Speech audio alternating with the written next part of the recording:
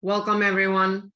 Καλώς ορίσατε and thank you for joining us for today's installment of the fall seminar series hosted by the Stavros Niarchos Foundation Center for Hellenic Studies at Simon Fraser University. For those of you joining our seminar series for the first time, each year we invite leading international scholars working on different aspects of Hellenic studies to present their research and projects on a wide range of topics in the fields of archaeology, classics, Byzantine, Ottoman, and modern Greek history, as well as literary and cultural studies.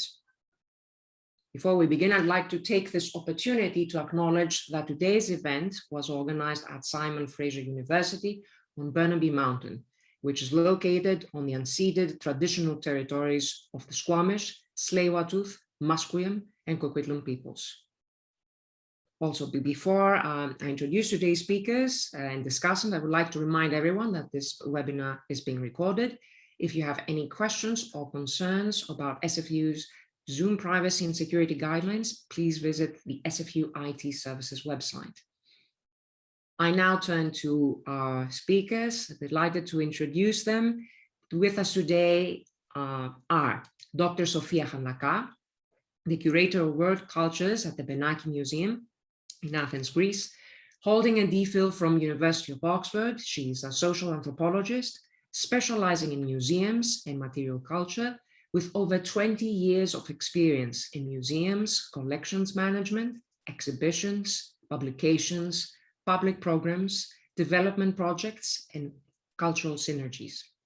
In her capacity as Curator of World Cultures, she works towards creating awareness of cultural diversity in Greece. With us today is also Grace Nwoke, an anthropologist, dancer, and actress who uses dance and theater experientially and as a key tool in her research. She holds a BA in theology from the University of Athens and an MA in social and cultural anthropology from the Pantheon University.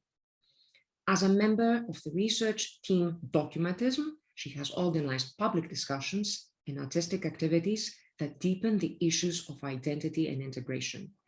Nwoke researches and captures within the project the AfroGreeks, the community of second-generation Greeks of African descent of which she is part. Also with us today, Menelaos Karamaghiolis, our discussant, filmmaker producing feature films, documentaries, video art, radio movies, and video installations starring real-life neglected heroes and transcending frontiers and stereotypes to serve as an essential tool for dialogue and social change. With the Documentism team, active in Athens since 2009, he has organized artistic projects and films starring anti-heroes on stories that cancel the existence of boundaries and stereotypes, making cinematography a functional tool for them to use in order to seek solutions. Their project, the AfroGreeks, started in 2014 as part of a public debate, a discussion in Kypseli about the African community in Athens, and continues with its presence in art exhibitions, as a video installation, and as part of workshops, accompanied by live events and discussions in various art venues. A warm welcome to our two presenters and discussants, and we begin with Dr. Handaka. Delighted to have you with us, Dr. Handaka. How delighted we are to have been invited in these seminars, and thanking also the people who are listening to us, from some of those from their home on a Friday night. Now let me find, here we are.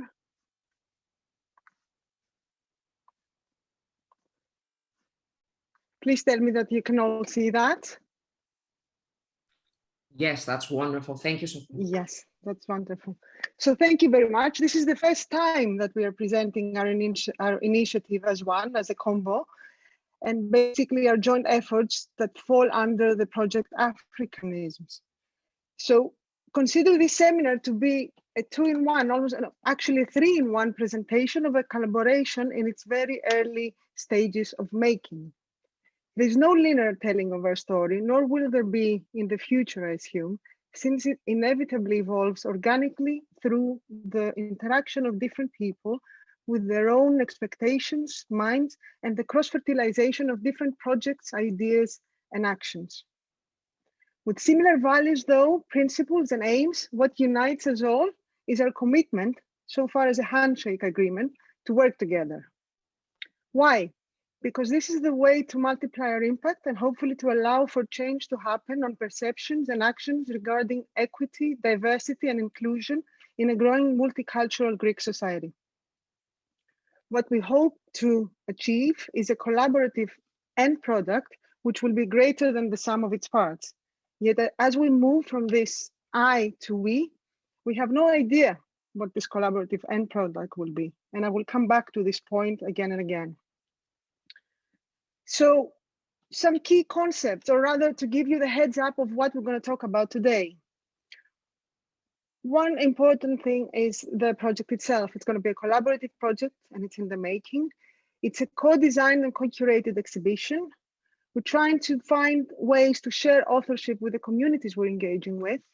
It's very much experimental for us at the Benaki Museum. It's the first time we work on an exhibition, the end products of which will not be curated by Benaki Museum curators. Another group of concepts you're going to listen a lot about is Greece and second generation Greeks, documentism and the AfroGreeks projects and the social engaged art that they produce. And finally, you're going to listen about the Benaki Museum, the Philipson collection of African arts, about issues of representation of culture and African culture, and about finding ways to engage communities meaningfully, leading to a discussion of what is the role of museums in society. I'm going to start, I've already started talking about the Benaki Museum and the project itself, Africanism. This will take about 20 minutes of talk. Then I will give the floor to Grace, who's going to talk about her dissertation on second generation Greeks and the case study of the Afro-Greeks. Grace will also talk about documentism and the Afro-Greeks project. And then I will come back to you after about 40 minutes that Grace will be talking and discuss as closing remarks the challenges that we're right now facing.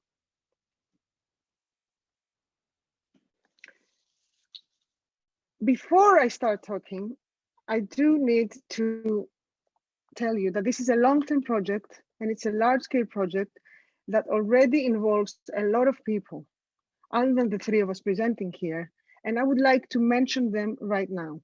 First and foremost, Dr. Connie Lambru Philipson, who's the collector's widow, for entrusting the Benaki Museum with her collection. Grace and the NGO Documentism for introducing me to the African community in Athens. Dr. Zoe Cormack, our expert in African art. Zoe is Leverhulme Early Career Fellow at the African Arts Center in the University of Oxford and is hopefully somewhere here listening right now. Paulina Kosmadaki, my colleague at the Benaki Museum, who's curator of modern contemporary art. My colleagues at the education department, especially Maria Zamenopoulos and Maria Christina Giannoulatou. Dr. George McGuinness, my director for his full support and trust, and the rest of the Benaki leadership. And the A.G. Leventis Foundation for financially supporting the first year of research for Project Africanisms. So let me begin. If I could see you now, I would ask those who know anything about the Benaki Museum to raise their hands or tell me what they know. But since I cannot see that, I will give you a few words about the Benaki Museum.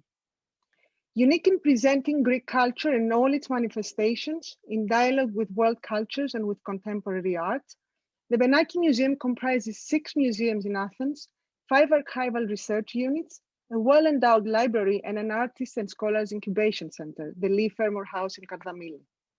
It also operates 7 conservation labs, 6 museum shops, and 3 cafe restaurants.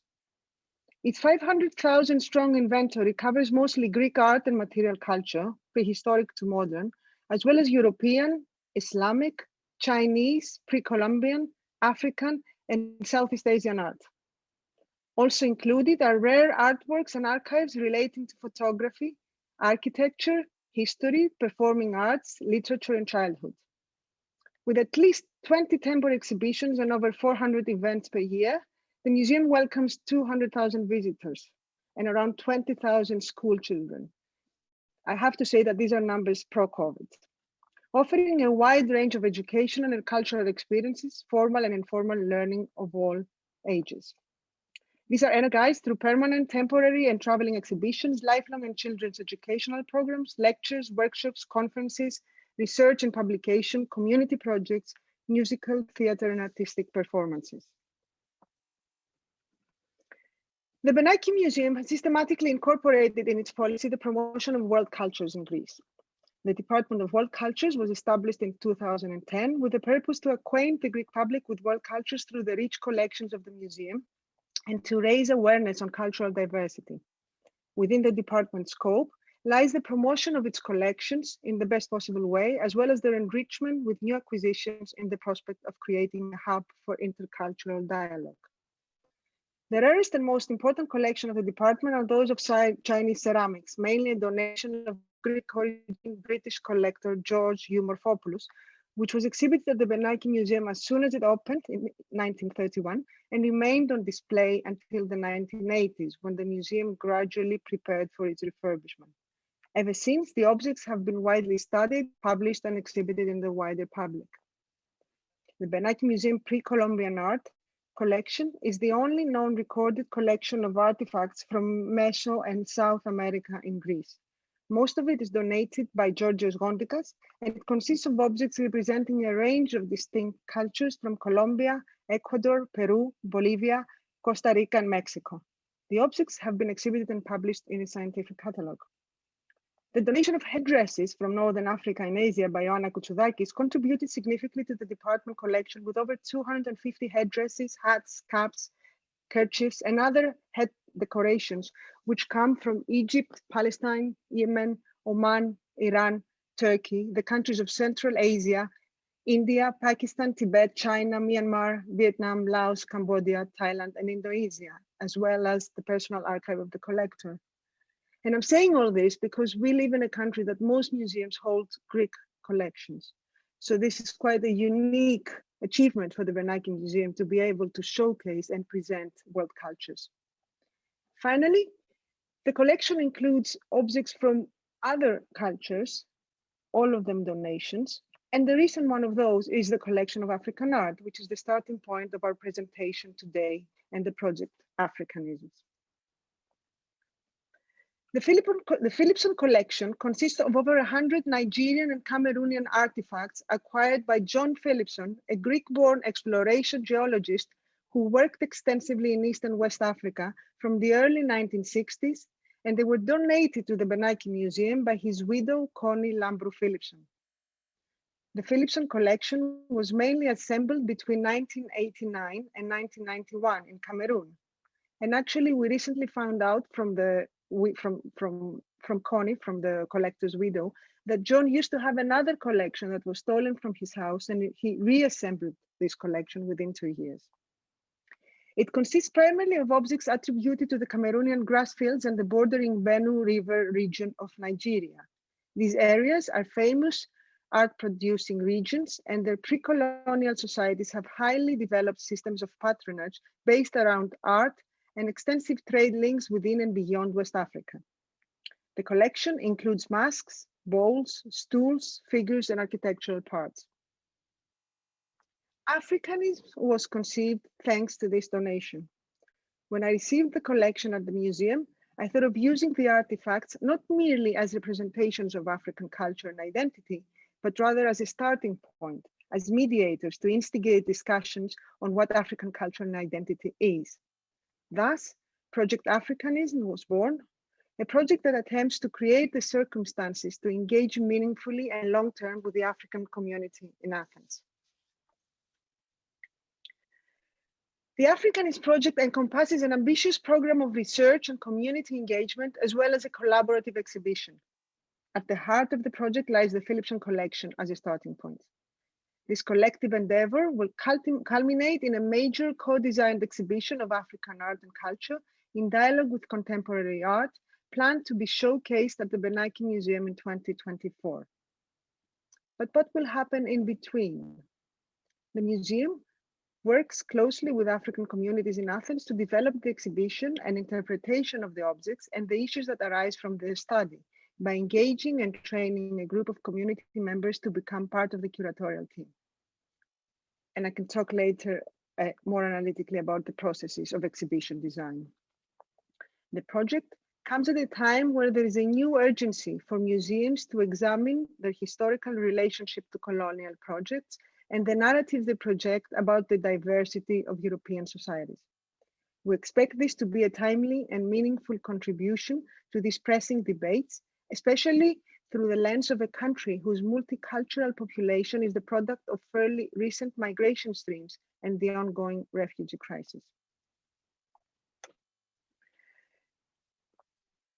The project has a number of expressed aims: to contribute towards greater public understanding of African cultures in Greece, which is none through the museums in Greece right now, combining lived experience with world-class connections; to generate new collaborations between the Benaki Museum and the African communities; to generate new content through such interactions with communities; to develop an innovative methodology that uses artworks to explore multiculturalism, diversity, identity, and other issues; to establish a curatorial fellowship at the Benaki Museum, thus introducing younger generations to museum work; to open up the museum and reach out to communities that have not traditionally felt related to the museum; to invite people to take over the Benaki Museum with activities shaped by the community;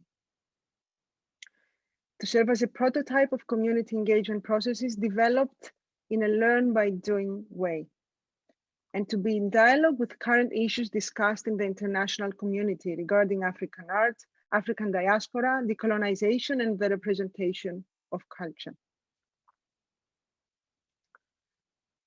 The main strands of the project are the following. The very basic mainstream strand is research on the collection, and this is being done with the collaboration of Zoe Cormack, who's Leverhulme Early Career Fellow at the African Studies Centre of the University of Oxford. This work, as I said before, is supported by the A.G. Leventi Foundation. Community Curatorial Team. This is being built with a collaboration of Documentism, and the curatorial team is being built by the heroes of the ongoing AfroGreeks project, and this is key to all the project. They're acting as the link that connects us all. A lot more will be said about that later after Grace introduces the matter. So far, Grace Nwoke is part of the team, and Nikodimos Maina Quinoa, who's president of the NGO Asante.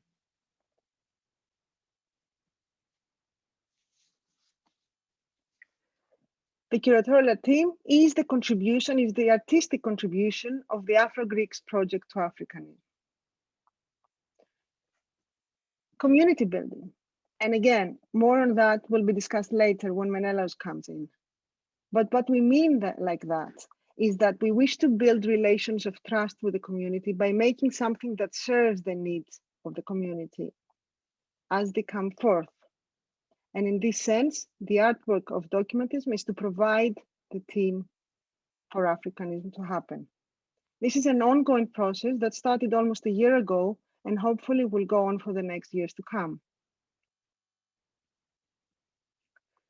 Most importantly, what we aim to do is to contribute to making a difference on real issues affecting the community, like, for example, citizen and naturalization of second-generation Greeks, as Grace will discuss later. Another strand of the project is collaboration with artists to produce a collectively curated, socially engaged contemporary art project in dialogue with all the matters discussed.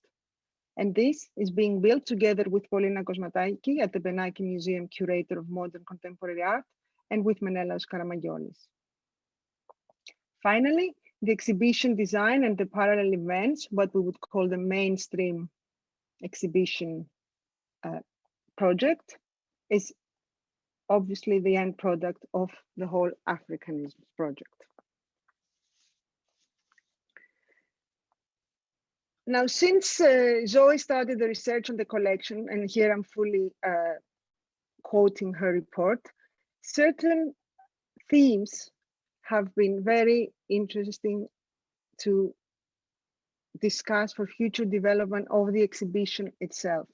They have emerged out of the first findings that Zoe has had on the collection. One theme is about art market and commercialization. The best documented part of the Philipson collection comes from regions of Cameroon and Nigeria, which have had protracted engagement with the European art market and collectors since the late 19th century. This collection comprises artworks that were made for the market. Therefore, there are exciting opportunities for exploring the nature and networks of the art market in Cameroon in the late 1980s and early 1990s. Another important theme is matters of authenticity.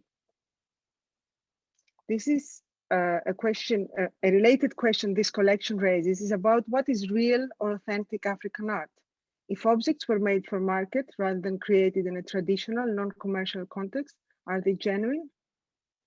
Questions about authenticity that emerged from this collection resonate widely and could be used productively in the community research to explore notions of African identity and cultural production in a wider sense. Mobility, circulation, and the African diaspora. The presence of objects from different parts of the African continent, now in Greece, can be a springboard to discuss the movement of people and the place of arts and culture in diaspora. And finally, Philipson's intellectual milieu. Interviews with Connie Philipson have provided clues about the intellectual circles that John Philipson was part of and the networks relating to African art in Greece in the late 20th century. The history of Greek study and Greek collecting of African art and culture is something that could be explored further. Next steps. For 2022, first of all, we need to finalize the team, the curatorial team. Out of 5 people, we have Grace and Nikodimos, and we wish to finalize who are going to be the other members of the curatorial team. Together with this team, we're going to have a series of workshops and master classes relating both to exhibition making, so training into the basics of project management and exhibition design, from creating narratives to writing captions, but also on matters of representation of culture, on matters of race and identity and human rights, and all the issues that are discussed around the collections. We hope to organize a study trip, and this will be at the University of Oxford, and together with Zoe to visit museums and relevant academics related to the subjects that we're interested in. And gradually, through interaction and workshops, to start building the narrative of the exhibition and pointing the issues that we need to focus on. So now it's time for, this is part 1, let's say, of the presentation. This is the overall umbrella Africanism projects as it is designed by the Benaki Museum. And gradually, in order to move on and understand the content and the target group and the main characters of the community, African community in Athens, I will give the floor to Grace, who's going to talk about her research on the AfroGreeks. Let me stop sharing my screen. Hello, everyone. 1 minute. Thank you so much, Sophia. And thank you as well, Irini, and the university, Simon Fraser University and SNF. 1 minute, let me start my video. Yep, here I am. Hey, okay. So good morning, and I'll say good evening to everyone else here in Greece. So as Sophia said, we'll start first by presenting my dissertation. I wrote at Pan University about the AfroGreeks, and then I will continue discussing about our team documentism and the project the AfroGreeks we've been working on for some time now. So let me start by sharing my screen. Okay. Okay. I give this time. Okay. So the title of the dissertation is actually Second Generation Immigrants, Social Identities and Social Control, the Case of the AfroGreeks. So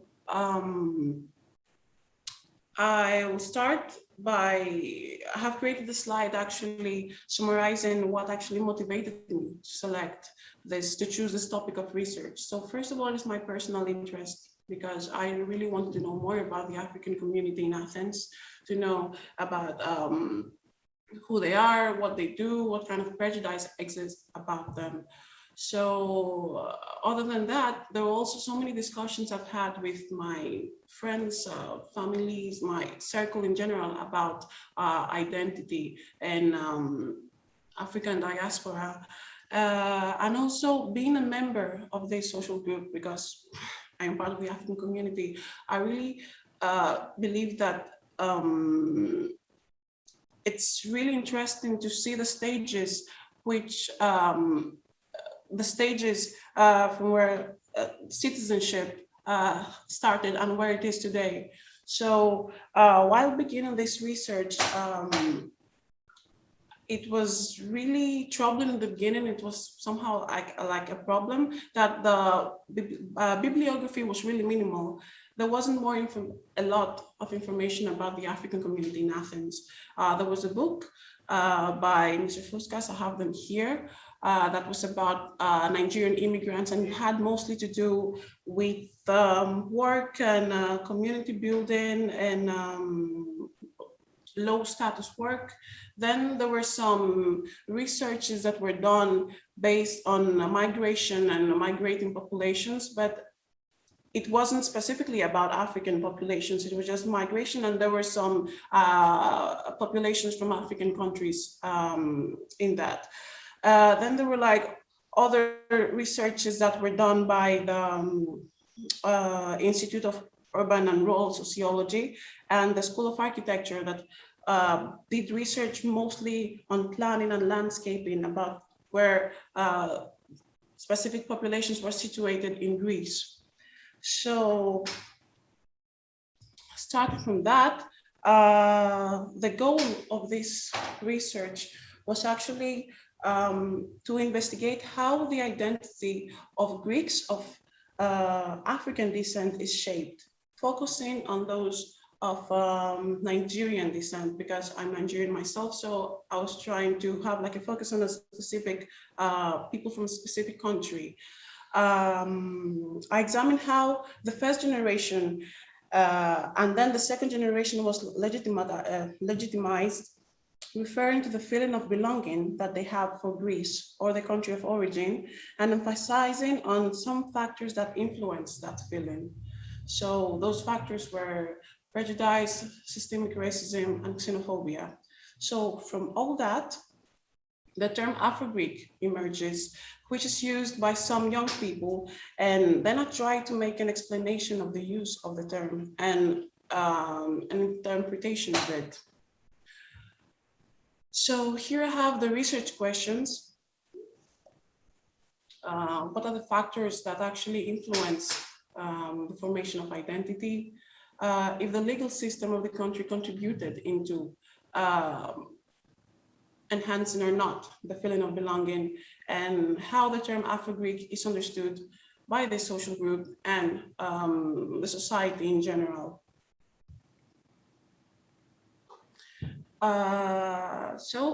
The methodology I followed, I used mostly my personal experience as a base. So I have a lot of autobiographical data in the research, but I also did 9 semi-structured interviews.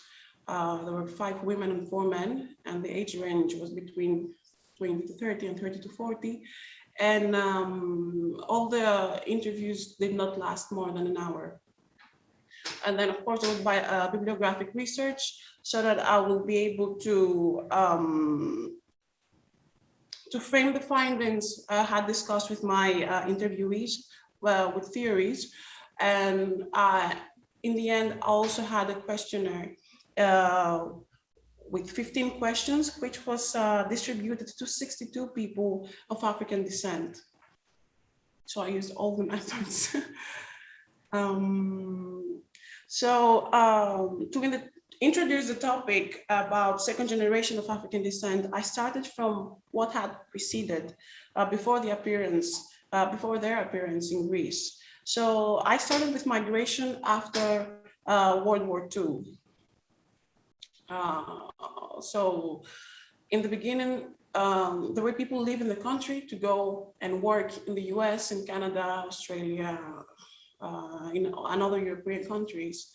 And then after joining the European Economic Community, we had the first arrivals from Asia and Africa that came here to work. Then after the collapse of the communist regimes in Central and Eastern Europe, we have people from Romania, Poland, and Bulgaria. And in the end, after the collapse of the former Soviet Union, we have people coming in from Albania.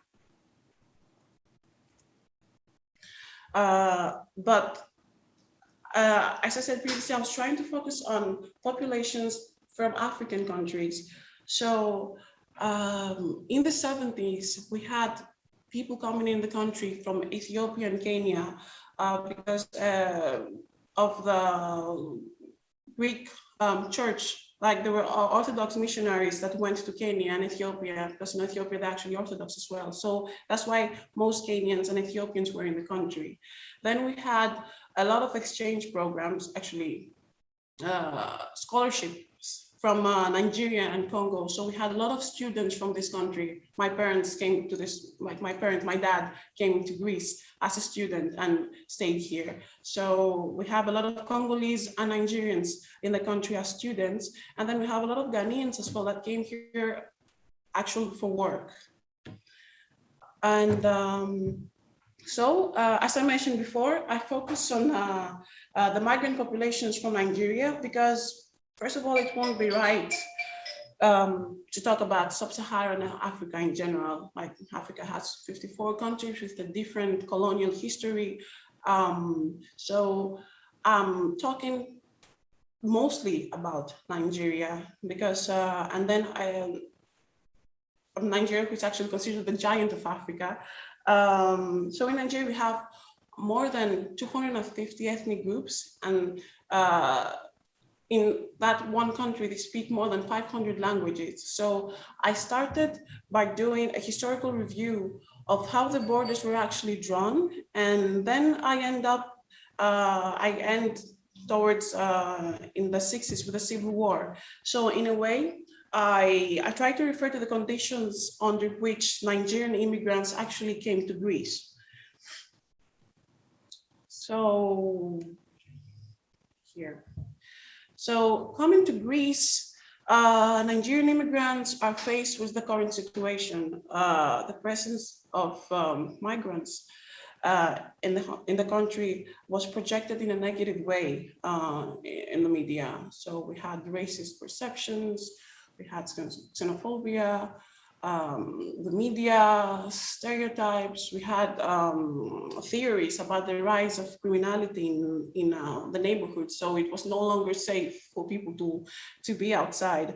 And it's also important to note that since most migrants did not speak from the African countries, did not speak Greek, they engaged in low-skilled jobs and worked in precarious conditions.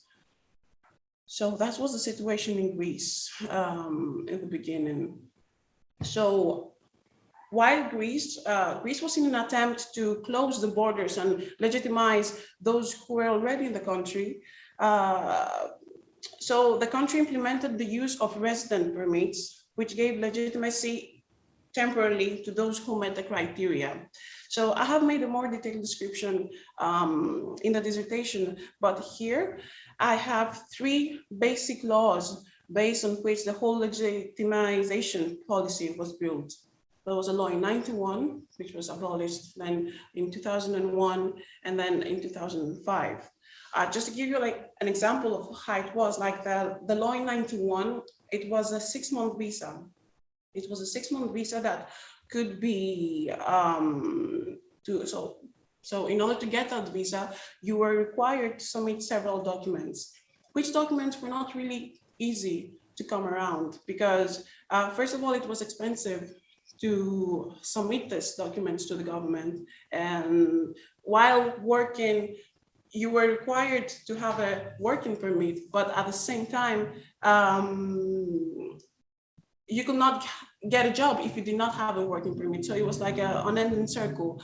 They were coming to the country, you do not know how to speak the language, you do not have enough money, so you'll be able to submit to get a residence permit. But in order to get a job, you have to have a residence permit. So in the beginning, the laws were,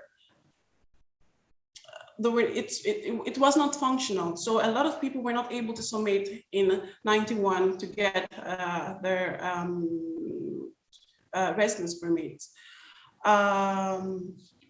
So moving on. So actually, while what I want to say about 2005 was the difference was that this was like a really big step in the immigration policy, because having this residence permit in 2005, you actually had social security at the same time. So having this paper, you were actually legal and you can work and you had social security. But those that, I'll repeat again, this is something that just really few had, because coming into the country, a lot could not bring in the documents and to show that they have been legal in the country, or that to show that they were actually working, because they were not legally registered employees, employees. So while an attempt was made to legitimize the first generation, the second generation begins to face the first problems with legitimacy after a certain age. So it's really funny and weird, because it's like the whole government never thought that the people that came into the country as migrants in the beginning will actually remain in the country and have children. So the children were like living with their parents, and they were on the roof, and they were under, like they had the same documents with their parents. But at the age of 18, they were then considered illegal immigrants.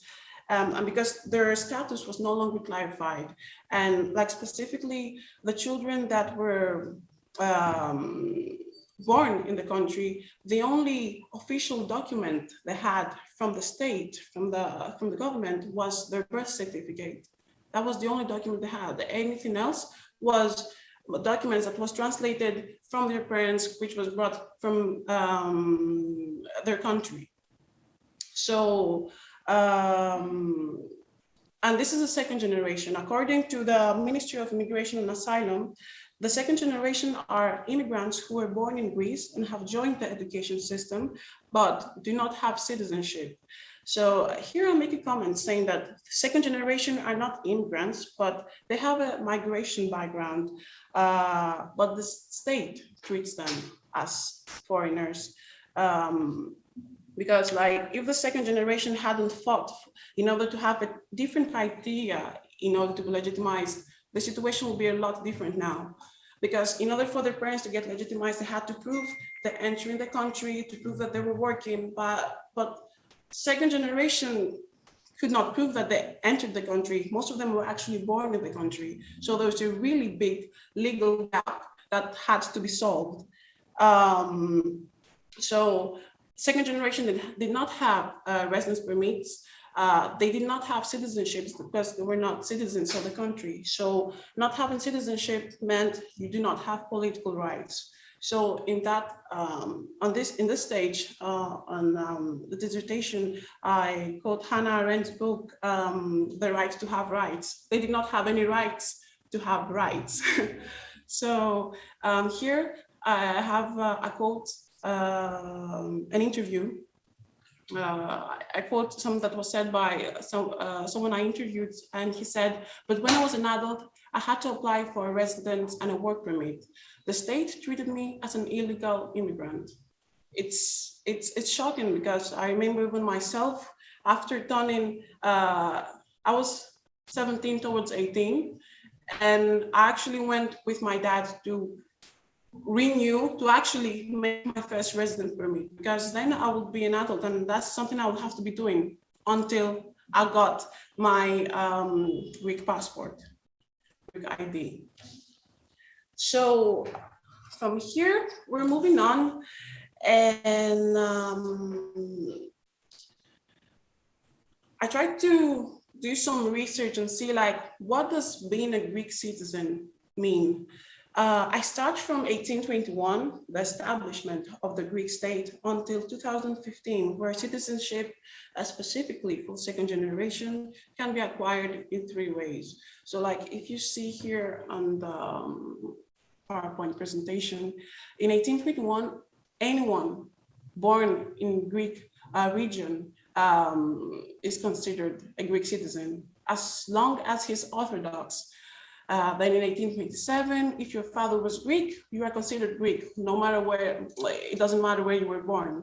In 1835, anyone who has been registered in the Greek municipal register. In 1956, you have the first Greek civil law on citizenship, and so on. What was really interesting, and I had no idea, I just learned it while I was doing this research, is that in 1984, you can also become a Greek if you have a Greek mother. So here you have gender equality. Before, you could not become a Greek citizen if your mom was Greek and your dad was from some other country. And later you can then you could actually be a Greek if you have the Greek mindset. What does that even mean? And or the Greek citizenship was offered to those who offered to the country. A good example is Yannis Adetokounmpo, we'll talk about him later, or Tom Hanks, or Olympians that came back to the country with medals. So it's really interesting how what being a Greek citizen meant from year to year. Then we're going back to 2015, where there was a law that actually made this triple distinction, based on which you can become a Greek citizen, you can have the Greek nationality if you were born in the country and you've studied in Greece, or if you were not born, but you have completed the compulsory study in Greece, or if you have graduated from a Greek university or technical institute. So this law in 2015 is a law based on which a really big percentage of youngsters, second generation youth, actually got their passport. Me as well. I've had my passport for the past, I think, 4 or 5 years. I'm like 5 years Greek now, thanks to this law. And so moving on, moving on. So citizenship is defined as the bond of an individual to the state to which his people belong. So second generation without citizenship remains exposed without legal documents, without civil rights, confronted with institutional racism. And here I have in this pie, you can see a question I had in the questionnaire. It actually says, have you had the Greek citizenship? Do you have the Greek ID? And 72% said yes.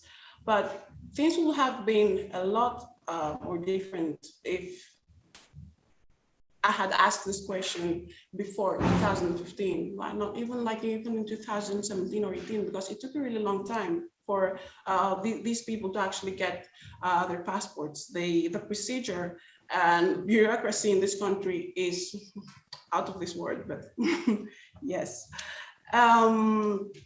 So on. Oh, why? Okay, so now specifically about second generation of African descent. In addition to all these previous difficulties we talked about, documentation and citizenship, second generation of African descent has the inability to identify as part of the indigenous population. Because first of all, we live in a predominantly white society and realize the difference due to our origin and of course our external characteristics, of course, like the color of our skin. In the interviews I had, there were several examples that were given about questions most of my interviewees had, like, oh, how come you speak so good Greek? Oh, where are you from? How is it possible that you can talk like this? And it's funny, and I have even a really interesting story. When I was studying in Germany, I was on Erasmus and we traveled to Austria. So I was like, the three of my friends were both Black Greeks. And someone came up to me and asked me, hey, how are you? Where are you from? And I told him, I'm from Greece. And then he was shocked, but he moved on. He went to my friend and he asked him, oh, what about you? Where are you from? And he told him, I'm also Greek. And then while he was confused, my other friend just came in and told him, yes, we're all Greek. We're from Greece. And he was in so much shock. He actually said, excuse me, where is Greece? Is it in Africa? So it's the idea of having a Black person talking Greek, speaking Greek, and being from Greece, it's does not, the lines do not connect. And and that's why I talk about microaggression in the paper. Microaggression are small naive comments in everyday life that serve as a constant reminder of this similarity. However, the African element in Greece is not something new. Like the migration and Black people in Greece did not just show up in the 70s. We have Africans during the Ottoman Empire in the 16th century. We have Africans that are living up to today in Crete, in Thrace. So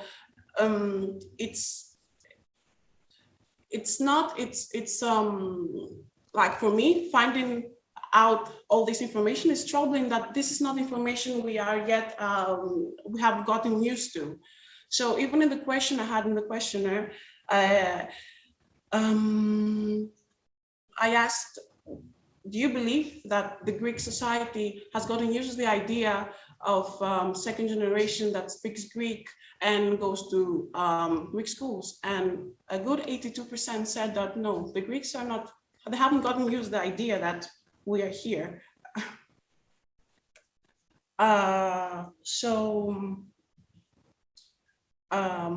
Okay, a minute, we are here, yeah. And then I talk a little bit more about the formation of identity in relation to the criminal and penitentiary system.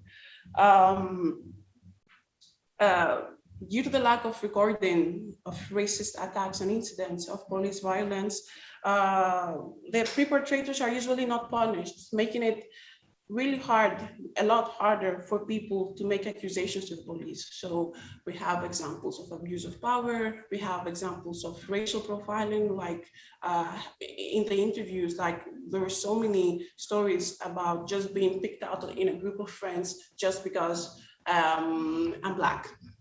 And while reading, searching and reading a report of the European Network Against Racism in 2014, I came up across this word called Afrophobia, which is actually prejudice and discrimination against people of African descent. And I find it really interesting because Afrophobia, being afraid of it's a form of racism that affects people of African descent. So, so I discussed a little bit more about what the feeling of belonging is. So it has to do with three aspects. First, the relationship with the indigenous population. Then it's a criminal and penitentiary system. And then it's the citizenship laws and the immigration policy. So having all that, second generation African descent feels insecurity, feels unwanted, and it's treated as a second-class citizen. Here are some quotes from interviews. If you're told that from a young age that you're a stranger, you're this, you're that, after a point, you just feel like you do not belong and they do not want you. And here as well, you can read this.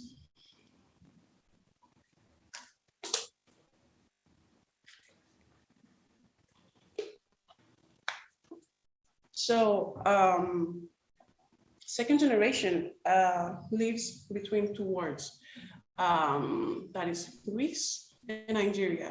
So it's the language we speak, it's the schools we go to, it's the customs we have. Like at home, most of the children, most of us speak English and Greek. We go to Greek schools, but we have like the customs at home, like we have Nigerian traditions. Like even myself, I have an English name, but I have a middle name. So my middle name is Chimela. So anybody that sees me that's Nigerian and hears my name will know automatically which tribe I'm from. So that is part of my identity, and that's something that I carry with me wherever I go. So it's like the clash of those two words. So in the question I had, in the questionnaire, I said, when someone asks you, where are you from? How do you respond? It's very interesting that nobody would actually just say, I'm Greek. They would either say, I'm African, and then refer to which country specifically. They will either say, 9% will say, I'm AfroGreek. No, 14%, sorry, we say I'm AfroGreek. 54% will say, I come from a certain country, but I was born in Greece. And others will say, I'm Greek, but I come from a certain country. So it's a mix of all those. It's not just one specific thing. And then trying to construct and analyze how this identity is shaped, I use the theories of Benedict Anderson, Tondorov, and Hobsbawm regarding imagined community, shared memory, and the dynamic of language, and the construct, the socially construct of tradition, the social construct of tradition. And also, another one interesting question is that the fact that half, like a little bit more than half have actually visited their country of origin. Like most, like a lot of second generation migrants from African countries haven't been to the countries where they come from, where their parents come from. So all what they know about the countries is what they know, what they were told from their families, what they see on TV, on television, when they talk on the phone. So the perception about Africa is different. Mm-hmm. Okay. And then we led to the word, the term AfroGreek. So AfroGreek, it's a self-identification. It's a manner of manifesting the dual identity the second generation of African descent has. So I tried to do some research on how we came along with this term and how it's being used. And it was really hard because like even when I asked, most answers was like, I heard someone using it. So I'm like, yeah, I understood it and I used it as well. So sometimes I use them myself because like when someone asks you where you're from, you just say you're AfroGreek and there are no more questions asked. It's like in a kind of way of you understand it in a different way and somebody else perceives it in a different way as well. And as a term is quite new because even though most of the people I've talked with knew the word and it was widely knew the word, they didn't prefer to use it. So while researching, I found information like Giannis Antetokounmpo, when he was, Giannis Antetokounmpo is a really known Afro-Greek basketball player.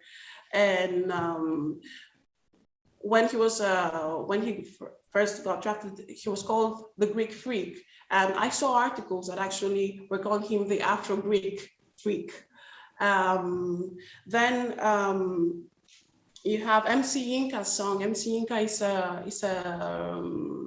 an artist. And in his song back in 2011, he actually used the word Afro-Greek to refer to himself. It's actually in the lyrics of the songs. And then you have the project, the AfroGreeks, that is being filmed right now by the team Documentism and Menelaos Karamaghiolis.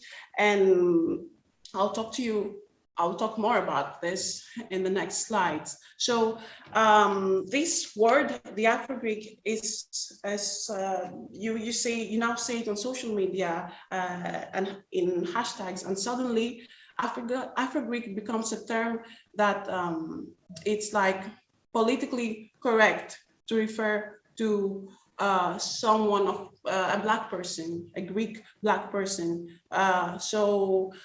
And after George Floyd's death, this whole new field has been opened, and this discourse about Blackness and representation and identity and racism is it's like a whole new field is now being explored, starting from this term. And because what I wanted to say about the term Afro-Greek is that even when I was searching for articles, after some point, I'm saying that it's like politically correct, because you do not see like, oh, there's a Black dancer or a Black actor said about this. You see like a headline saying the Afro-Greek actor or the Afro-Greek dancer. So that has been something I've really noticed like in the past year and a half. So here are questions like, do you use, I asked if they use the term Afro-Greek, 62% said no, but 78% I've actually heard have heard this term like being used by others. And here I have some quotes, like in the questionnaire I asked, what does Afro-Greek mean to you? Here are some responses.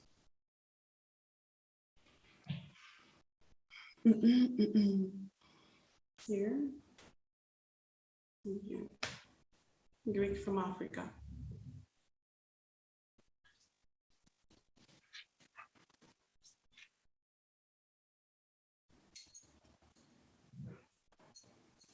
And then here I can now talk about the project, the AfroGreeks, which is filmed by the team Documentism, of which I am part, and the filmmaker Menelaos Karamaghiolis. So Documentism is a group of people, filmmakers, videographers, artists, researchers, educators, who have been seeking for the past 10 years through films and art events to instigate dialogues and find possible solutions to key social issues, making those who are invisible, visible, through the experiences of anti-heroes living excluded in the margins of the society. So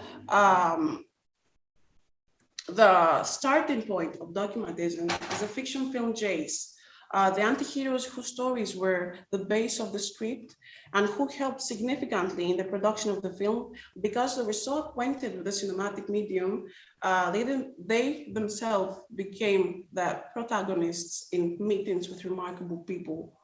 So Meetings with Remarkable People is a recent work of the team, is the first Greek interactive documentary platform where you can watch a main film in the cinematic version, which is like an hour each, but you can also watch an interactive version along with augmented material, meaning that you can watch the movie with 180 additional short films and a list of all organizations that are related to each topic of the film. So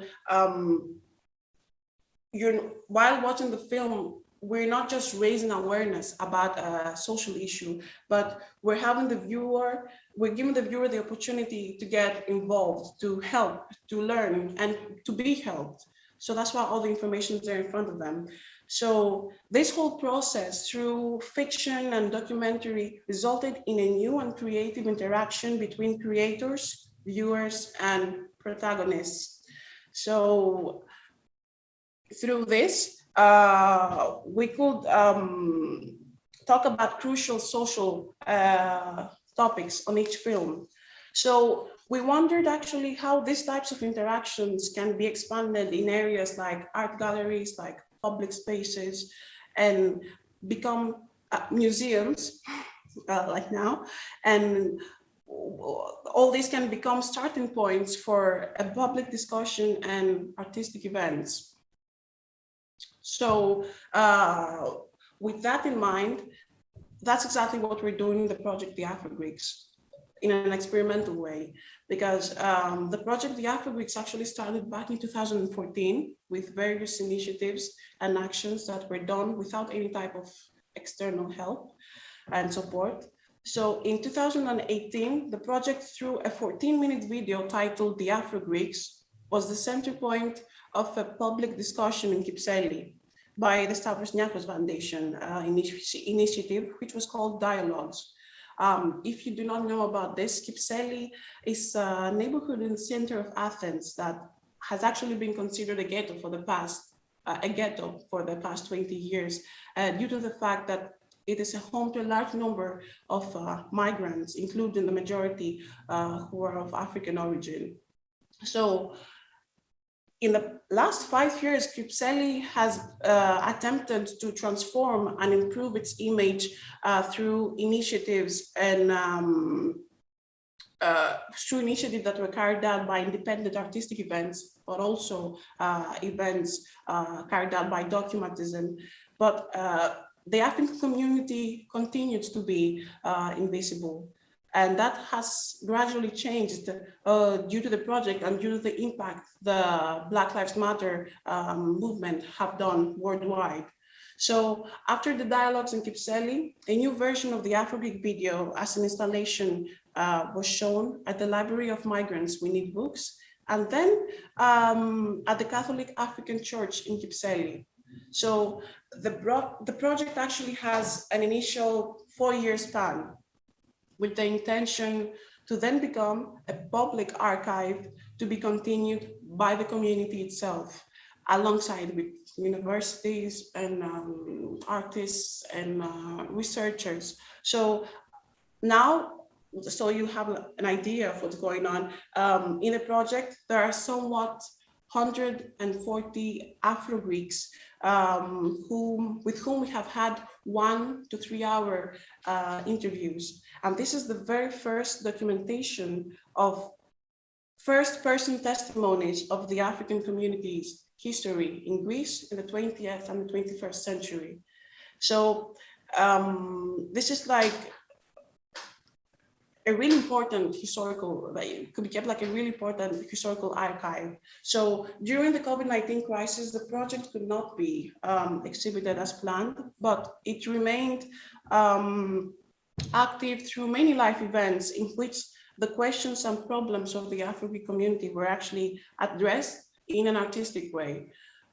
Here I have a list of events that happened during this year.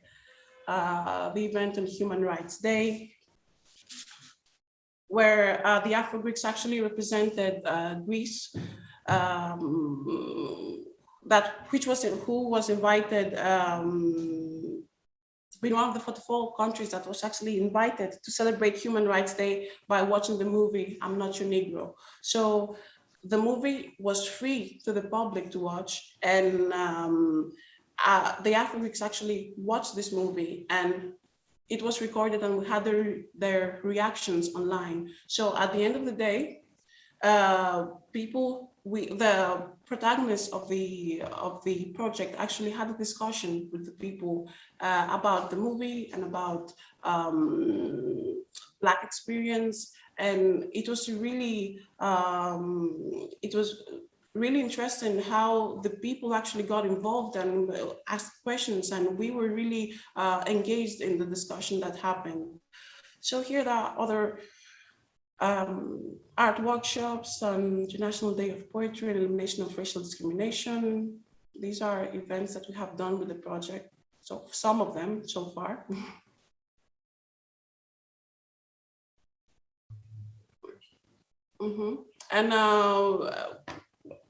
And I will share with you all the information and videos from the events if you're interested to learn more. Yeah. And of course, you can ask him questions. I don't don't want to eat up all your time. So, so all of these factors have actually helped in the discourse about the existence of the African community. Golden Down Behind Bars, public discussions, George Floyd's death, discussions about institutional racism. Here's a quote from Adetokunbo.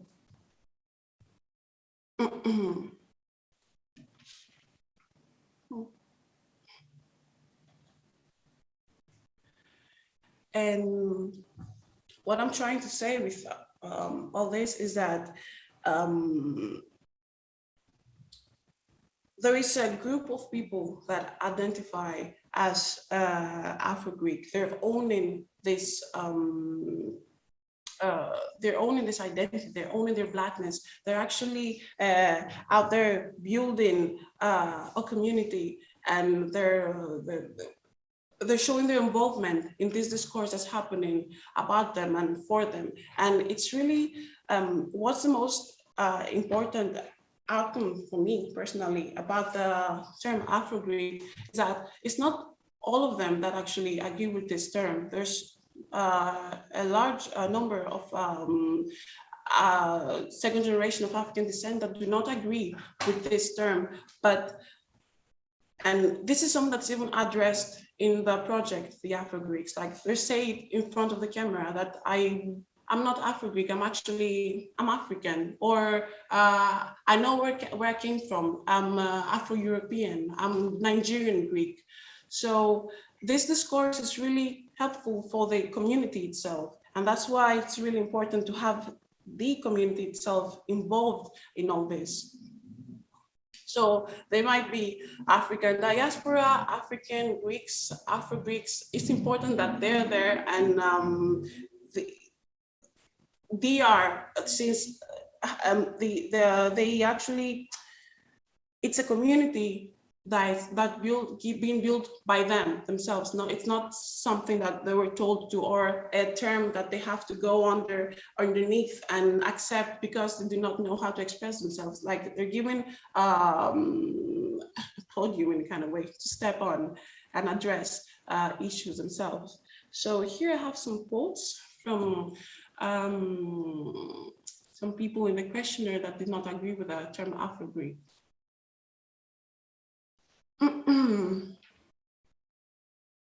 This Afro is a generalization because it's a term that divides rather than unites.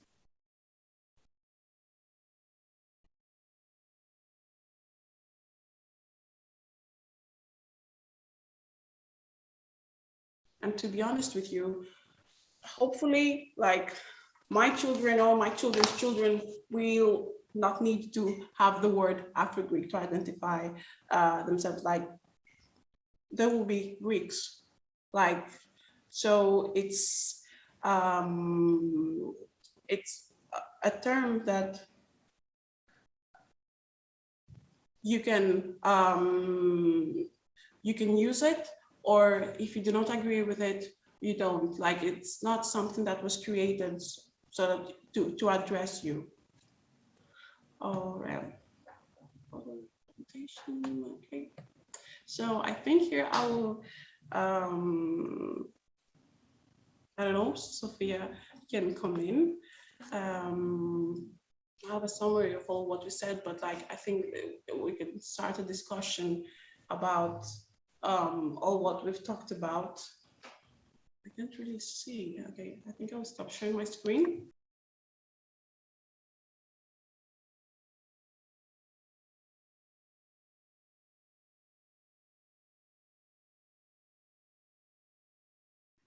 I'm here. Oh. Yeah, if you stop sharing, I'll share. I'm here. I don't know if you can see me. Okay. Thank you so much.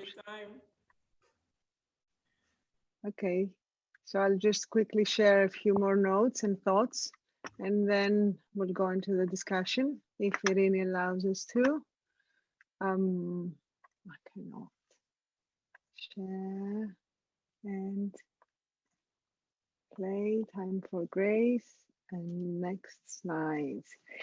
Okay, I think by now you have formed an idea of what we're trying to do here, and where we could come along, and where the Benaki Museum, the Africanisms projects, whatever you call it, can contribute to amplifying these voices. And imagine if all this energy and activity and all this knowledge could somehow be channeled or broadcasted through a museum, through the Benaki Museum.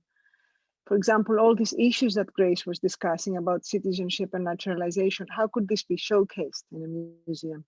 And to what degree this could be effective, not just on creating awareness and informing people, but actually on making a difference. And what do we mean by effective? So there are a lot of questions I don't have the answers to, but let us just begin with the conviction, at least my convictions, that museums can do that. Museums are trusted institutions that can act as agents of change. And through their activities, they can play an important role in addressing contemporary social issues and sometimes even addressing difficult issues. By building trust and strengthening creativity and a sense of belonging and civic engagement, museums have the power to contribute to social cohesion, to health and the well-being of their communities. So what we're trying to do together with Grace, with Menelaos, with Documentists, with the AfroGreeks community, with the curators, is to create this space where this constellation of dynamics can thrive and where it can multiply. And as we said at the very beginning, this is a collaboration in its making. Already what is happening was not planned and at the very beginning of the project, nor have we found the formula of connecting these dots. So we experience each step with the same rigor and interest and flexibility to experience it. The intentions are there, but the content is constantly re-examined, as are the processes, since we're dealing with human relationships. So more or less, like spandrels are evolving, inadvertent byproducts of something else, new projects constantly come along and become central within Africanism. In this sense, one could say that Africanism could become the space where all these experiments happen. And I'm having here some thoughts mainly on what this connecting the dots, this collaboration could be. And the most important for me, if we are to, let's say, prototype this community engagement process that is developed in a learn by doing method, is valuing the process itself, is being able to share authorship and ownership, and being able to move from I to we, which is not always as easy as it sounds. And it's not always easy in practice. I have a few more slides, just giving again some ideas, some challenges that we've experienced so far. I said it's at an early stage. One thing to consider that is of interest for me, at least, is how to turn practice into theory, in a sense. I've been working in the museum world for over 20 years now, while being interested in reading a lot about how museums work. So I'm, in a sense, a museum practitioner. I first go into trying something and then look into how it can be connected to perceptions or theoretical perceptions. 3 strands that are of my interest, and I do want to elaborate on in the future, is first a more museological one, which is the idea of a museum as third place. So third place is a term first used by urban sociologist Ray Oldenburg, who in his book, The Great Good Place, he writes about this importance of informal public gathering places, which host the regular, the voluntary, the informal, and happily anticipate gatherings of individuals beyond the realms of home and work, providing a setting for grassroots politics, creating habits of public association, and offering psychological support to individuals and communities.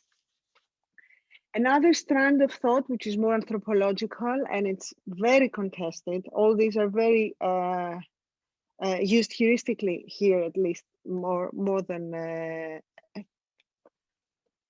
they should be, maybe, is the idea of museums as contact zones. And this is also a long discussion, and it relates very much to working with communities for the objects that museums represent. So this also idea of seeing the museums as content zones, and even the artifact as content zones, could be elaborated upon to explore whether this use of artifacts can actually formulate the idea of them being starting points of discussions and cultivating dialogue and even inspiring artistic expression. This is also quite an optimistic and rosy representation of what museums can do. And it also leads to a more recent concept of museums becoming more activist. And this, I believe, was very much developed, especially after the BLM movement. And it's a questioning, a critical questioning of what is the role of museums in society and to what degree museums can express opinions, basically. Because, and I will share the thoughts of Jenny Carville-Schellenbacher, who argues that the potential of activist museums lies in them acknowledging and harnessing the role they play in shaping society. If museums can inspire action in their visitor to become more active citizens, more engaged in their communities, more involved in democracy at the local, regional, and national level, more informed about how their everyday actions can affect real change, and empowered to make change happen, the more relevant museums will be. This is not by ignoring that museums cannot be neutral, because museums cannot be neutral. There are opinions introduced by people who work in museums, and also audiences are not passive recipients of knowledge anymore. More and more museums have been trying to encourage their audiences to engage in producing the knowledge they represent. So, but definitely these approaches can encourage museums to work as spaces where serious and critical issues are being discussed. And this could be, for example, the climate emergency or other important issues relating to society and the world. So these are certain theoretical approaches that I wish to elaborate on through this project. And finally, many challenges, and we can discuss, and I will close the discussion here. There are obviously ethical issues to be considered. As I said, individuals are behind actions, and there's always an asymmetry between institutions and people. In fact, one of the reasons I feel I'm excited and I feel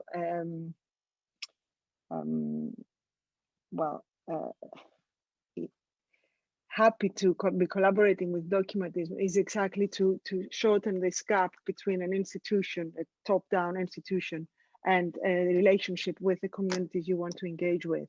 And it's often very difficult to reach this gap, and Documentism, by being more flexible, more top-down, with a different activity and more and different tools, non-profit organization is very helpful in bridging these gaps. There are practical issues, there always are practical issues, and I cannot but say that they are financial issues as well, how to support projects and how to support and work properly with the people you want to engage. And there are issues of relationships and humans, which are exciting because this is a multi-actor collaborative partnership. So the relational dynamics between the partners change all the time. I'm going to stop here with the thought that this is a trial and error project, where the deeper we get involved, or at least the deeper I get involved, the more we realize the complexity that emerges out of the different ramifications that they can take. And in fact, this is the interesting part of it. And this is the most difficult, as authorship and ownership is inevitably shared. And this is, for me, the way that museums can be radically inclusive. So thank you very much. I have a thank you and our hashtags, and I'm fascinated with biology recently, with behavior biology, and this quote that I like, that evolution is a tinkerer, it's not an advancer. So it's always good to wait and see what will emerge out of such experiments. And thank you very much. Thank you very, very much. Phenomenal presentations, a fantastic project and initiative. And with us as well is the film director, Menelaos Karamaghiolis, who can join us for comments at any point. We are already receiving questions. A reminder to our audience members to use the Q&A function, or if you want, raise your hands so that we can call on you to present your question verbally. First question that we have received is from Adedoyin Teriba. What a wonderful presentation and seminar. Thank you to all who have presented. I'm a Nigerian academic who lives in the US. I have many questions, but I will limit it to one and may ask another one if given the opportunity. Yanis's last name is a Yoruba name transliterated into Greek. Are there other examples of a linguistic transliteration of African names or words into Greek? This is the first question, and perhaps we can start with that, and I will also share the second one. Okay. Hello. I guess I should answer this. So Yanis is actually a Greek name. But about the transliteration, that happens with our middle names or our son names. They're actually written in the Greek alphabet. So Adedokumbo, like even my name, Grace Chimela Nwoke, is written with the Greek alphabet. And the second question, sorry, let me say it again. Like on other examples of contemporary African art and the Q&A, yeah.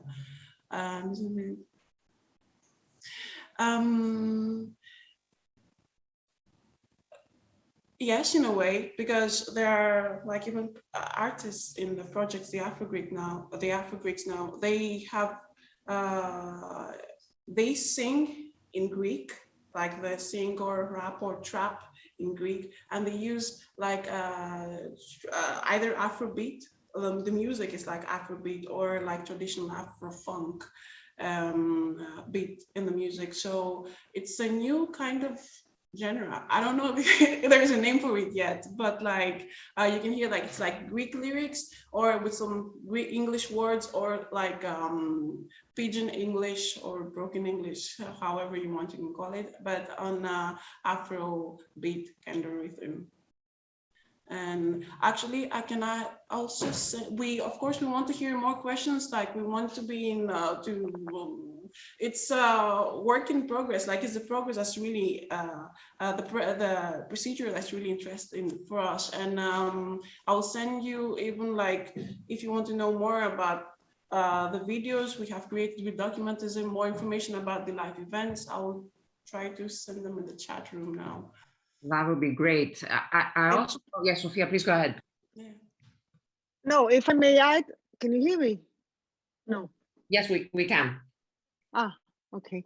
If I may add, the opposite is also happening, this interaction of the cultures and especially in the music of using, I was thinking of Negros tu Moria, Black Morris, who's doing the opposite often. So he's doing Greek music or Greek rhymes combined with his culture. Grace, I was thinking of the filming that you did with documentism. Yeah. It's a video, like I can send you the link, you can see it, because it was a song that Black Morris actually wrote in collaboration with them. He wrote it and performed it, and it was filmed by us, and it was spoken word while he was trying to express himself about all what happened with the Greek legend Kolokotronis. And because his name was actually Negros tu Moria. Negros tu Moria has translation in English actually. Yeah, it's weird to explain. No. We can, Black Morris, I mean, this is easily easily search. One can search and find the artist for sure. I'll send it right now. Mm-hmm. what I'm really fascinated by is, first of all, when the origins of this project come into being, and there's a connection to also the events of 2008, 2009, this idea of a general crisis, and a crisis on reflecting on what Greek identity is in general, right? So I wonder if you have any comments on that, on the origins of the project, how it came to be. Were we all in many ways reflecting on what our identities are about, as we are presented with very adverse circumstances, social crisis, riots and protests, downtown Athens, very close to the Benaki Museum as well.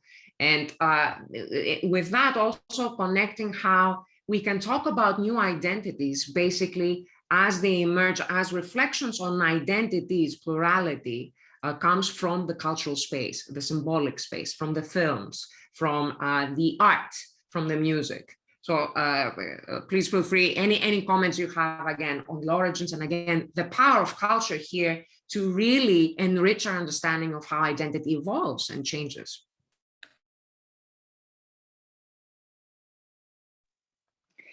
What Grace said at the very end of her presentation, exactly that, how the youth community, the community of the Afro-Greeks is evolving parallel to its, in a sense, presentation, especially in the Athenian world. I mean, right now, again, after Black Lives Matter, but also for cultural reasons, one could say, how can I say, Blackness is becoming in fashion in Athens.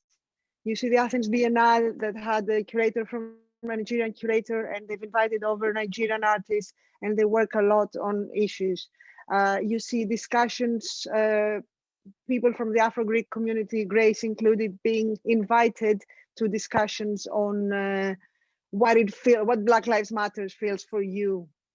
You have discussions. So there are many different, whether they're top down, whether they're institutional, whether they're misunderstood sometimes or kind of lightly understood, but there are very many versions of this discussion, which for me are always good to happen because they create awareness on this amount of population that is in Greece that is not known in the wider public. And as Grace said, the children are having children, Grace's children will have children. When will everybody know about the different Athenian populations? Exactly, yeah. And it's actually, but it's creating awareness and having them involved, like having, for some reason, can you hear me? I feel like you cannot hear me. Yes. Oh, we can hear you really well. Can hear you really okay, well. sorry. Okay.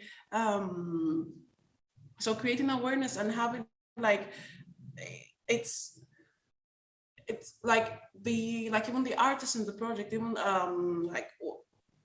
no one is being told to because you just we need like an input from like a Black person because we want diversity in the team. It's actually, it's your idea, it's your song, it's your story, it's you're owning your identity. And the question you asked is really interesting because like we're questioning even not just like the Afro-Greek identity, like you're questioning you're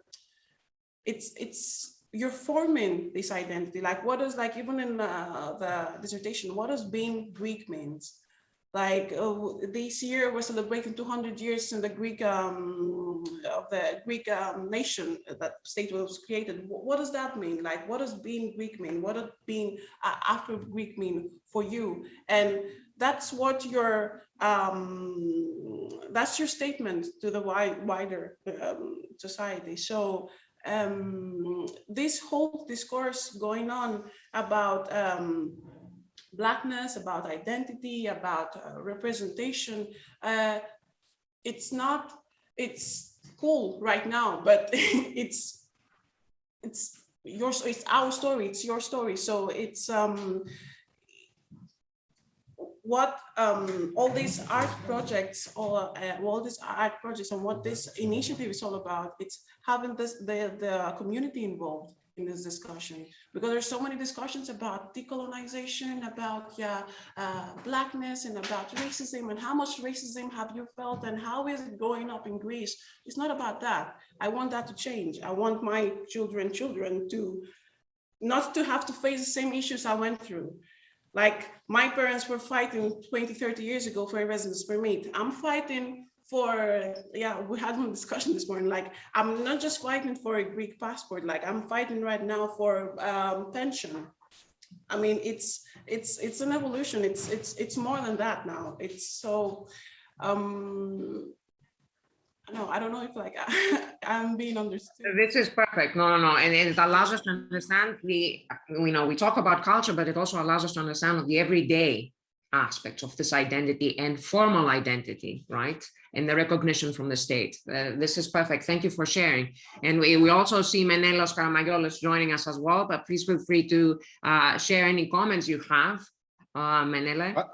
I would like to add a very brief comment that searching what is Afro-Greek, and it's the first time that we have something before Greek. Usually we say Greek American, Greek Australian. Is the first time that something becomes before Greek.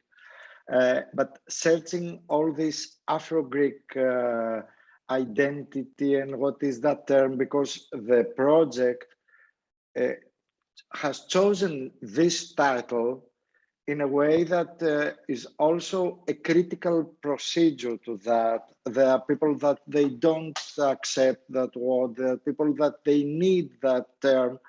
And the important thing is that searching what is Afro-Greek, we have the opportunity to search further what is Greek, because Greekness seems a little bit confusing process nowadays.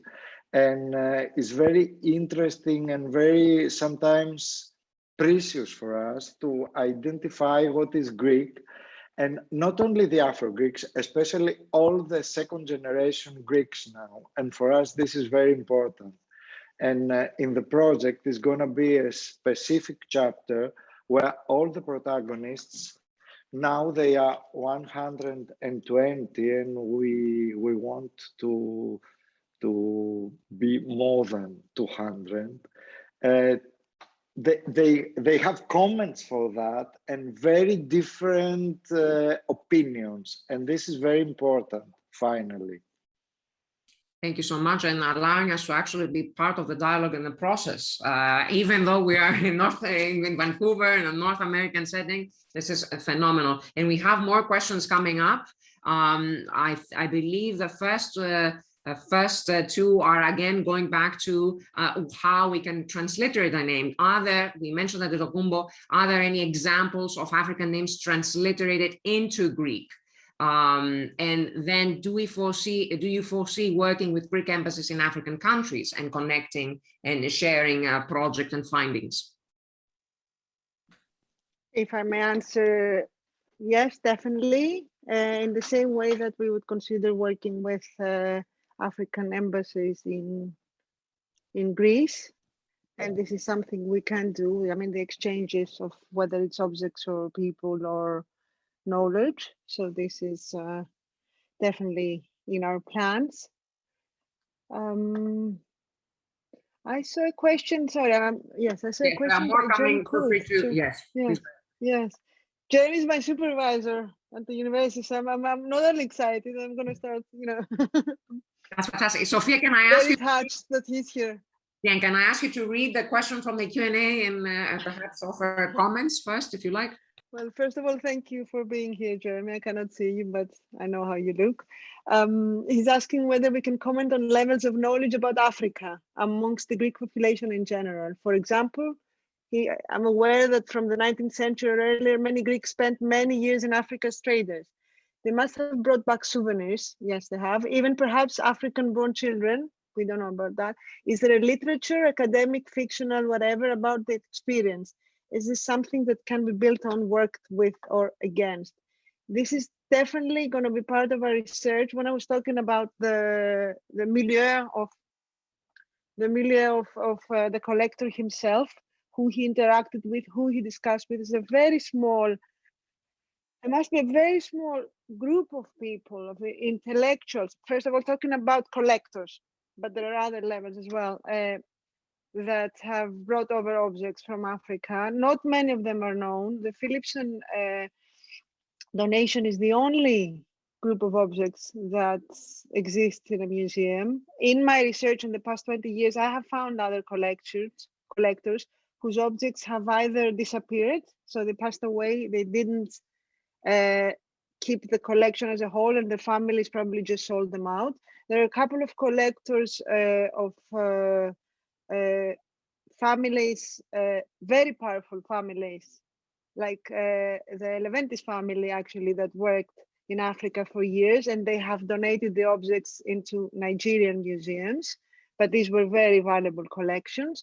And there is also a number of collections that have been donated to the Benaki Museum of objects, again from the 50s, 60s, for example, ivories,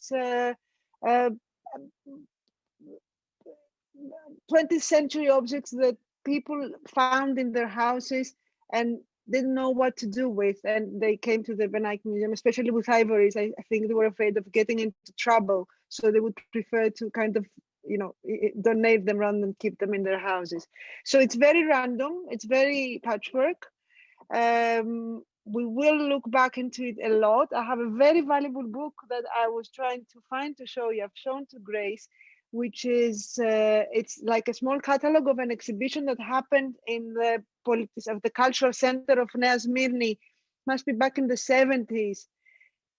Very roughly, and how can I say it, completely incorrectly talking about the art of the Negro. So I can, you know, I can't even use the words that it uses. It's very, very basic, but it's very interesting, even on the way it describes how not prejudiced, or also discussing exactly that, the representation of and the understanding of Africa in Greece. Now, regarding the families that exist now in Greece, I don't think people even know the percentage, for example, of African populations in the Greek total amount of population. So there's a lack of knowledge completely. And as I said at the very beginning, there are no collections whatsoever, because Greece is so Greek-centered that most museums present antiquities, Byzantine art, folklore art, contemporary art. There's no space. I could say that contemporary art is more open to showcasing African artists than more historical objects. That's wonderful. Thank you. And we have another, I was thinking as well, if we have any examples of literary texts that you can think of, reflecting on autobiographical experiences of immigration, but we'll talk about that as well. We have a question from our director, Dimitris Kralis. If any of you would like to read it out loud and respond to it under the Q&A section, perhaps Grace. Okay, 1 minute. So, thank you very much for your insights and ideas. You mentioned Kolokotronis as part of the discussion about Negros to Moria, and this raises in my mind the question of the teaching of history. Do you have reflections on how a Greek history, which is often read as white, can be taught in a manner that creates space for a pluralist, diverse society? As a historian of Byzantium who teaches all aspects of Greek history, I try to think of possible strategies, but I truly wonder how the Greek history textbooks is perceived by AfroGreeks and how one could make it meaningful for a different, more diverse Greece. Really nice question. Thank you very much for this question, and it's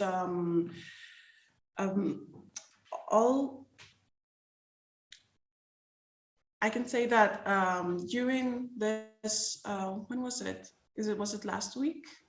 We actually went, we with the project, we organized a group of children from the school in Kypseli, and we, in collaboration with the Benaki Museum, and we went to, we had a guided tour at the 1821 exhibition at the museum. So these were young kids, I think in elementary school and I think high school as well. And at first, like personally, I was kind of thoughtful about how will it be for these kids. I mean, like we learn about this history in school, it might be something just boring to go see and watch, and maybe there won't be much of an outcome from this. But it was so nice that they actually asked questions, or we learned, we listened about how the Greek state was created. They, I was, it was all in my head thinking that we won't be able to find like a connection, and these are not our forefathers, so we're not in this history. But it's except for this workshop, we actually even had a workshop last year with the art teacher in a gallery here in Kypseli. So the teacher asked them to, we learned about the F zones, the Tsoliades, and we had two Tsoliades. One was white and one was black. So the children actually, in the beginning, they were all coloring. They made a portrait and they were coloring. And all of a sudden, the other Tsoliades, was actually black, came in the room, and they were so shocked. They were shocked but excited. They started clapping, and then we had a discussion about why don't we see black Tsoliades? What does it, like on one of the children that was in the room, the black Tsoliades was his brother. So he was like, oh, that's my brother, that's him, I'm gonna draw him. So he started a portrait. And so having someone that looks like you in uniform, it's really like, it starts from there, like that's the connection. Now, and also in the project, we've actually met even an artist that creates comics, and he's inspired from the Byzantine era. So he creates fictional characters with colors and costumes and uniforms from that era. And some of his characters are actually black. So this mix of information is creating something really interesting, and really, like, even when we saw it, it started like a whole discussion about, in a kind of way, Afrofuturism, but at the same time, connection with ancient Greek history, and maybe you never know, even mythology. So there's so many things that are left outside, and when you meet people and that, you know, they notice something, it's I mean, like even Kolokotronis, that, what was the quote on Kolokotronis statue?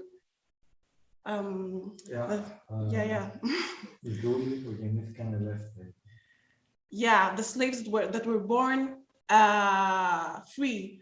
So just having that in mind, imagine what like an AfroGreek would think of. Like a slave that was born alive. It's not just about the Greeks, like you as a person, as an African, as like having the Black experience, listening to that, you feel included in that as well, like after discussion, and there is a connection. There's work that needs to be done, but like opening this kind of discussions really can point us towards the right direction. So hopefully we'll change those history books. Love that. And just to add to this, about how history is taught, there are certain universal issues that are always relevant to everybody. On Sunday, when we had the tour of the Benaki Museum of the kids from the Kypseli school, my colleague Maria Zamenopoulou, who's at the Department of Education, did the tour, and she immediately just attracted the attention of the kids with so universally. She had a bunch of red threads, and she said, you know, history is like this mixed red threads, and you pick out and that's your history, and that's your history, and that's your history. So immediately she got the kids' attention into understanding their self and their position in that. And as we moved through the different exhibits that Maria had chosen to show to the kids together with Grace, you could see how the basic universal values would come out, and the kids would react and understand and use in their own way. For example, they talked a lot about the flag of Kolokotronis, explaining that this is the flag that he wanted to represent everything that he is, Athena, Athena, and the cross and this. And then they sat down and started drawing what would be their flag, their representation. And it could be from football, because I play football, to a beautiful princess dress because I want to be a fashion designer when I grow up. So immediately the idea of identity comes out, irrespectively of whether it relates to football or to Greece, so to speak, you know, to orthodoxy. And that's the core principle. And I think that's the thin line that can be discussed and should be overarching in any such difficult discourse. Mr. Kralis, I would like to thank you for your question, because it contains some of the basic elements we try to achieve and to be in our project. I think that I would like to mention is that Elias Zogonas, he has a Greek name. Both of them is Greek, because his foster father is Greek, and he has a good relation with his biological father and his foster father also. He has chosen for job to be a Byzantine artist, and I think that perhaps he could answer you what is his relation, what were the main reasons for this choice, and how he attempts to be Afro-Greek through his work. And he works hard in a studio as a Byzantine artist. And also he's a teacher of Greek for refugees and immigrants in Athens. And all this combination is very interesting. Oh, Irini, can you hear me? Yes, we can hear you, Dimitri. Thank you so much for that. I don't want to expand too much on the discussion of history. I think it would deserve another seminar where we can spend so much more time. Here I want to be very, very selfish and simply ask for a connection to the artist you just mentioned, to include in another seminar with a number of Byzantine art historians, because this can be so productive and so interesting for us. But in general, I just would like to thank you for this wonderful conversation, and I will once more mute myself. Yeah, we can do it. First of all, for us it's important that Grace and Sophia, they prepared for you a lot of material in order to have perhaps a further relation with our project, because our project is in process. It will last hopefully 4 years, and it's the first time that there is a type of history on video for the African community in Greece for the 20th and 21st century. And this is a relief for me, because in case that the project is gonna be a flop, that everything is gonna be horrible, all the videos, all the installation we were doing, it's gonna be a very important heritage of all those 3 hours each interviews with the heroes of the project. And you know, I feel blessed that for me all this relation helped me and support me a lot to clarify what is Greek nowadays and about my identity. And this is very interesting. And also through that process, I felt as Greek more cosmopolitan, thankfully.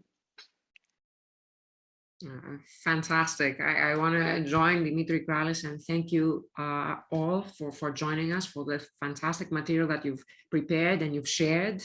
I would like to invite you to think of synergies, ways we can work together and perhaps connect also in Greece when we visit, when we're there too. I wanted to again thank our audience for joining, their questions, and I would like to invite all of you for a virtual round of applause for our presenters and discussants. Thank you again. And to those joining us, our next event is coming up next month, Friday, November 5th at 2:30, and it will be virtual and in person. It's going to take place on SFU's Benaki campus. This year's Hellenism, past and present, local and global postdoctoral fellow, Danae Thomaidis, will present her talk on icons as goods of self-expression from Byzantium to medieval and Renaissance Venice. And guests will have the option, again, of participating virtually or in person through registration. You can register on our website, sfu.ca/Hellenic studies, or send email to hs.com for communications at sfu.ca. We look forward to seeing you then. Thank you all. Good afternoon, good night to those of you joining us from Athens, and we will be in touch. Thank you all very, very much. Take care. Thank you very much. Thank you very much. Thank you for giving us space. Have a good night.